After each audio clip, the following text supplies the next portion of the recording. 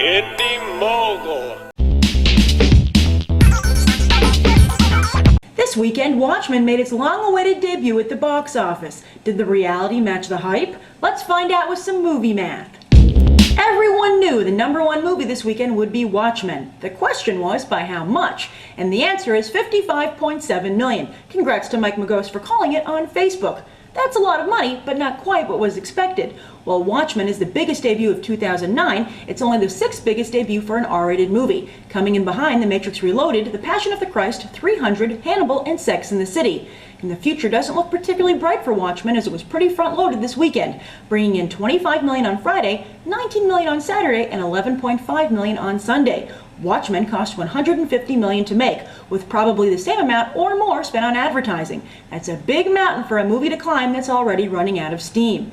The biggest mystery is why didn't Watchmen at least measure up to Zack Snyders' previous film, 300? I mean, it's certainly a more celebrated graphic novel than 300. Some speculate that Watchmen's almost 3-hour running length hurt it, but Watchmen is the widest release ever for an R-rated film, so that should have made up for the running length.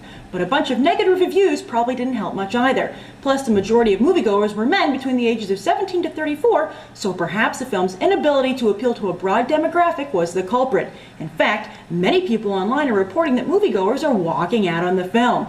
Public opinion does vary wildly with this movie. I asked you to rate the movie on a 1 to 10, and you gave it scores ranging from 10 to 0 for an average of 7.9. That's pretty much on par with the 7.5 audiences gave it on Friday's episode of Beyond the Trailer. And the winner of this week's one-sentence review challenge is Dr. Gregory House IT, who says, interesting and involving version of the story, which nevertheless seems to wander off at the end. Runner-up is Pierre Nasher, who adds, for the moviegoers, this is an eye-opener for the whole world of comic books and graphic novels. There were other movies out this weekend, no way! Hanging on at the edges of the Watchmen storm, Tyler Perry's Madea Goes to Jail was able to grab the #2 spot. Bringing in $8.8 million, the comedy is up to $76.5 million in just 3 weeks. At this point, Madea is pretty much a lock to cross the $100 million mark for the first time ever in her career. That's a lot of $1 bills for the former stripper. Good thing she's got the bra size to hold them. And third place once again goes to Taken, which rose a spot from last weekend. Liam Neeson continues to prove he's a tenacious SOB as he fell just 24.5%, the lowest drop in the top 10. With another $7.4 million to add to its ransom, Taken now boasts a total of $118 million so far. As for the biggest drop of the weekend, it belonged to Jonas Brothers' The 3D Concert Experience, which plunged 78%. Falling to number 9 in only its second week of release, Jonas Brothers is now up to $16.7 million. At this rate, it'll be lucky to make it its full run what Hannah Montana did in her first weekend. And Movie Math's Paul Blart Mall Cop watch continues. Enjoying the second lowest drop in the top 10, Paul Blart fell just 25% to come in at number 5. The movie's been out for 2 months now and, unlike Paul Blart himself, doesn't look to be slowing down anytime soon. With a total of $133 million so far, it's anybody's guess how much this $26 million film will walk away with at the end. I saw Watchmen this weekend, and I'll give you my review after the break.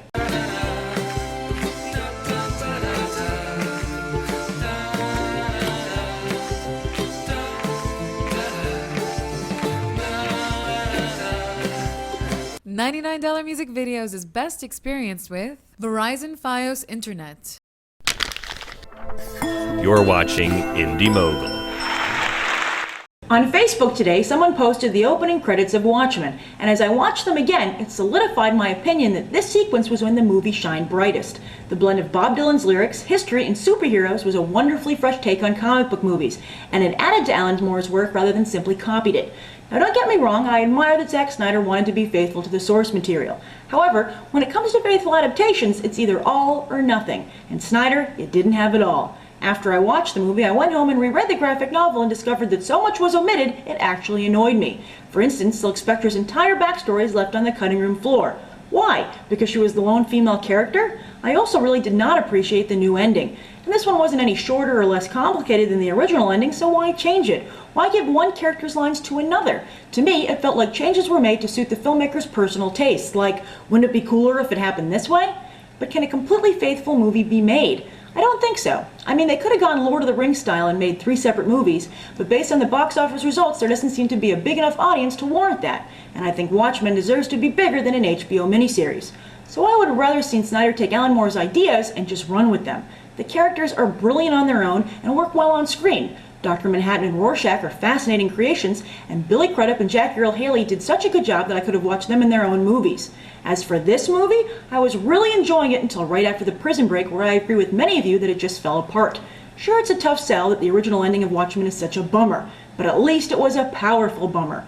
This new ending is convoluted and weak. I also felt that many of the scenes seemed rushed, like the comedian and Dr. Manhattan in the bar in Vietnam. By the way, Jeffrey Dean Morgan also did a nice job making the despicable comedian quite likable. Patrick Wilson was okay, but a little too pretty boy for the role. Malin Ackerman and Carla Gugino did what they could with their underwritten roles. As for Matthew Good, I actually enjoyed him as Adrian Veidt, largely as he seemed to be channeling the real Adrian Veidt, Tom Cruise. Would I recommend you see Watchmen? Yes. Is it as good as The Dark Knight? Not even close, but it was a good effort.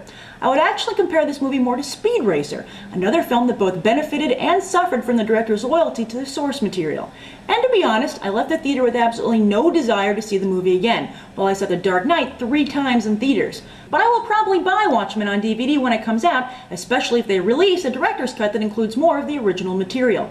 As always, thanks for watching Movie Math, and I'll see you on Fridays. Beyond the Trailer covers Race to Witch Mountain, Last House on the Left, and Miss March. I'm Grace Randolph, and we just did some movie math. Subscribe, comment, rate it.